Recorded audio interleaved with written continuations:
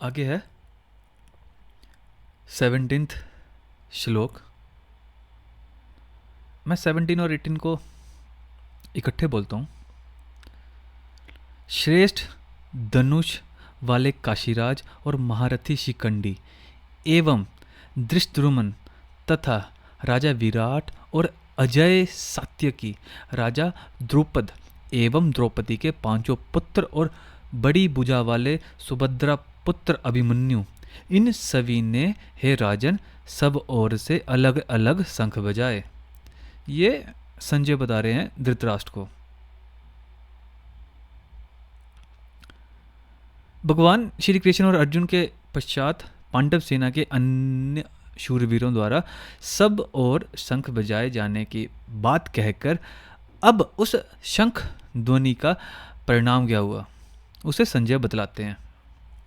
19th श्लोक में है वो बोलते हैं, आकाश और पृथ्वी को प्रतिध्वनि द्वारा पूर्ण कर रही पांचजन्य आदि शंखों से उत्पन्न महाध्वनि ने संपूर्ण शंखों के शब्दों से मिलकर धृतराष्ट्र के पुत्र संबंधी और सैनिकों के हृदय को विदीर्ण कर दिया।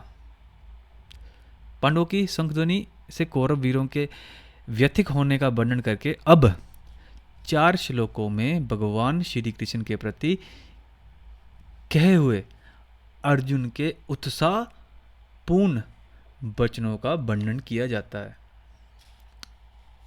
20, 21, 22 को हम डिस्कस करेंगे। 20-21 में बोलते हैं, हे राजन, इसके बाद कपिध्वज अर्जुन ने मोर्चा बांधकर डटे हुए धृतराष्ट्र संबंधियों को देखकर उस शस्त्र चलने की तैयारी के समय धनुष उठाकर श्री कृष्ण महाराज से यह वचन कहा, हे अच्युत, मेरे रथ को दोनों सेनाओं के बीच खड़ा कीजिए। अब 22वें श्लोक में अर्जुन बोलते हैं, अर्जुन, जिनके साथ युद्ध करना है उन्हें देखने की कृष्ण से प्रार्थना करते हैं। तो अब जो 17 से लेके 22 तक जो श्लोक है इसको हम डिस्कस करेंगे। इन श्लोकों का एसेंस क्या है? अब इसमें हम फोकस करेंगे अर्जुन की मनोस्थिति पे, ठीक है? तो हमें पता है कि युद्ध अर्जुन की इच्छा नहीं थी बल्कि एक जिम्मेवारी थी। बात का मूल अर्थ है कि अर्जुन के लिए युद्ध कोई पर्सनल रेवेंज या बदले का जरिया नहीं था। दुर्योधन के लिए युद्ध अहंकार, ईर्ष्या और बदले का माध्यम है। उसके मन में पहले से गुस्सा भरा है, वो दुश्मन ढूंढ रहा है। अर्जुन जैसे लोग धर्म और कर्तव्य के रूप में युद्ध को देखते हैं। अर्जुन ऑब्जर्वेशन मोड में है, ना कि रिएक्शन मोड में। उन्होंने बोला, मुझे युद्ध के मैदान के बीच ले चलो ताकि मैं देख सकूं। अगर कोई बंदा ऐसा बोल रहा है, खुद सोचिए, वो बंदा ऑब्जर्वेशन मोड में है। अगर वो अर्जुन के अंदर गुस्सा होता, उसके अंदर नफरत होती, उसको बदला लेना होता, वो सीधा कृष्ण जी से बोलता, चलो युद्ध करते हैं। पर अर्जुन ने ऐसा नहीं किया। उन्होंने बोला, मुझे युद्ध के मैदान के बीच ले चलो ताकि मैं देख सकूं। अर्जुन ने कृष्ण से कहा कि मुझे बीच में ले चलो ताकि मैं देख सकूं। ये बात बताती है कि अर्जुन गुस्से में नहीं था। पर इसकी आज क्या रेलेवेंस है? आज भी अगर हम किसी सिचुएशन में रिएक्ट करने की बजाय पहले ऑब्जर्व करें तो हम बेहतर डिसीजन ले सकते हैं। चाहे वो कैरियर हो, रिलेशनशिप हो या कोई मोरल डायलेमा। जिसके अंदर युद्ध होता है वो बाहर दुश्मन बना लेता है। ये एक डीप साइकोलॉजिकल ट्रुथ है कि जिसके अंदर युद्ध होता है वो बाहर दुश्मन बना ही लेता है। बहुत लोगों को बार बार दुश्मन दिखते हैं। दुश्मन कैसे कैसे दुश्मन दिखते हैं उनको अपना बॉस दुश्मन दिखता है, दोस्त दुश्मन दिखता है, सोसाइटी, सिस्टम। पर असल में वो अपने अंदर ही उलझा होता है। अर्जुन का अंदर शांत है, इसलिए वो पहले देखना चाहता है, सोचना चाहता है। जैसे तुम ठीक से पहचान नहीं सकते, जिसे तुम ठीक से पहचान नहीं सकते ना, उसे जीत भी नहीं सकते। ये बहुत ही डीप और बहुत ही ज़रूरी बात है। मैं दोबारा से बोलता हूँ, जिसे तुम ठीक से क्लियरली पहचान नहीं सकते, उसे जीत भी नहीं सकते। ये एक यूनिवर्सल रूल है, चाहे बात बाहरी युद्ध की हो चाहे मानसिक युद्ध की। अगर तुम्हें पता ही नहीं कि तुम किससे लड़ रहे हो, जैसे ईगो, इनसिक्योरिटी, जेलसी, तो तुम कभी जीत ही नहीं सकते।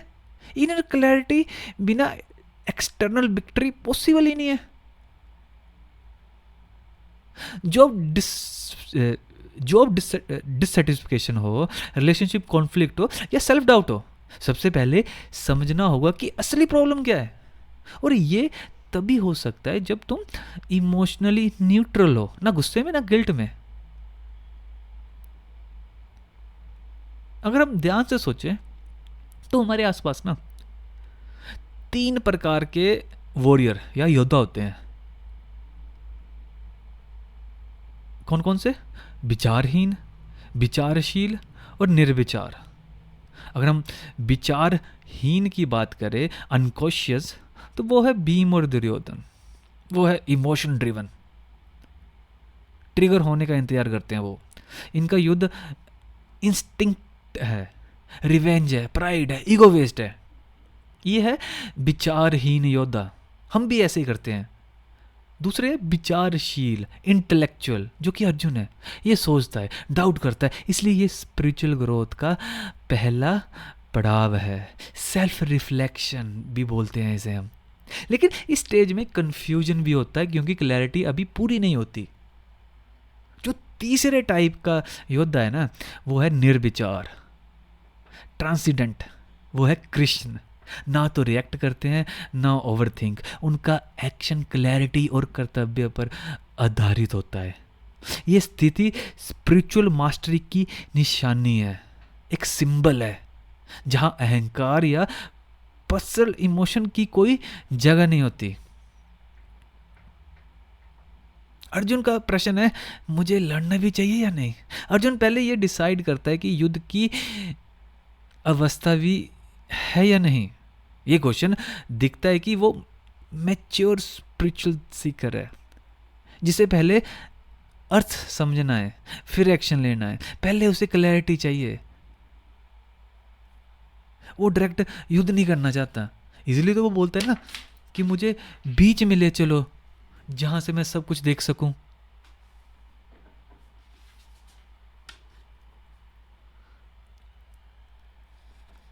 इमेजिन करो यार, तुम ऑफिस जाते हो, आपके ऊपर ना बॉस चिल्लाता है, तो तुम्हारा पहला इंस्टिंक्ट क्या होता है? यही होता है ना, तुम्हारा पहला इंस्टिंक्ट होता है रिएक्ट करना। लेकिन अगर तुम अर्जुन की तरह रुको, देखो और समझो, तो तुम्हारा रिस्पॉन्स बदल जाएगा। ये ना गीता हमें क्या सिखाती है, हमारी डेली लाइफ में कैसे रेलेवेंस है। वो हमें सिखाती है, क्या युद्ध जरूरी है? मैं लड़ किसके साथ रहा हूँ? क्या मैं सिर्फ रिएक्ट कर रहा हूँ या कुछ समझ कर रिस्पॉन्स दे रहा हूँ? हम कौन सा योद्धा है, भीम टाइप, अर्जुन टाइप या कृष्ण टाइप?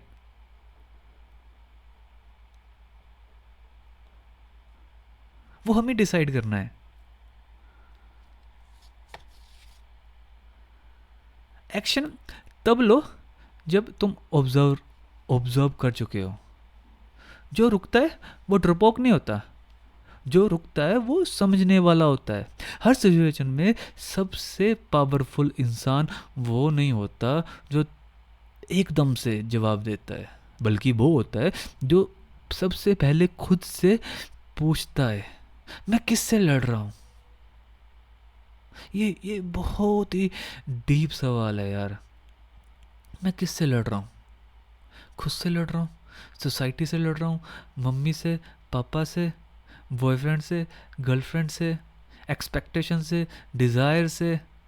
किससे एक्चुअल में लड़ किससे रहा हूँ? जब मैं कोई एक्शन ले रहा हूँ, क्या मेरे अंदर क्लैरिटी है या नहीं है? अगर नहीं है तो कैसे आएगी? सेल्फ रिफ्लेक्टिव बनो। अगर मैंने किसी को कुछ बोला तो क्यों बोला? मेरे बोलने का एक्चुअल मतलब क्या था? क्या भाव था? क्या वो ईगो ड्रिवन था, इंस्टिंक्ट था, या फिर मैंने सोच समझ के बोला?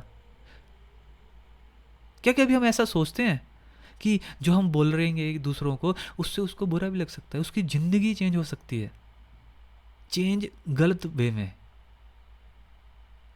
जैसे हमें गोसिप बहुत पसंद है, हम किसी के बारे में भी कुछ भी बोल देते हैं। मान लो कोई लड़की है और उसका कोई दोस्त है, अगर हम लड़की और लड़के को इकट्ठा देख लेते हैं तो हमारे दिमाग में सबसे पहले क्या आता है? कुछ तो है इनके बीच में। वो यार नॉर्मल दोस्त भी हो सकते हैं। और वही बात हम घुमा फिरा के, मसाला लगा के दूसरों को बता देते हैं। यार भाई, उस लड़की की इमेज पे, लाइफ पे कितना बड़ा इम्पैक्ट पड़ सकता है हमारे चटपटी बातों के पीछे। हमें समझना चाहिए कि हमारे शब्द क्या कर सकते हैं। वो कहा जाता है ना कि तलवार का बार ठीक हो जाता है, तलवार से दिया गया जख्म ठीक हो जाता है, पर शब्दों वाले जख्म हमेशा चुभते हैं। तो हमें डिसाइड करना पड़ेगा कि हमें किस टाइप का योद्धा बनना है, भीम की तरह, अर्जुन की तरह, या कृष्ण की तरह अपनी डेली लाइफ में। गीता को सिर्फ सुनो मत, अपनी डेली लाइफ में इन्हें इम्प्लीमेंट भी करो। कोई फ़ायदा नहीं है गीता सुन के, कोई आपको ये मैं जो बोल रहा हूँ उससे आपको स्वर्ग मिल जाएगा। स्वर्ग नर्क यहीं पे हैं। जब हम ईर्ष्या में होते हैं, जब हम दुखी होते हैं, तो वो नरक ही होता है। जब हम प्रसन्न होते हैं, कंपैशनेट होते हैं, वो स्वर्ग ही होता है।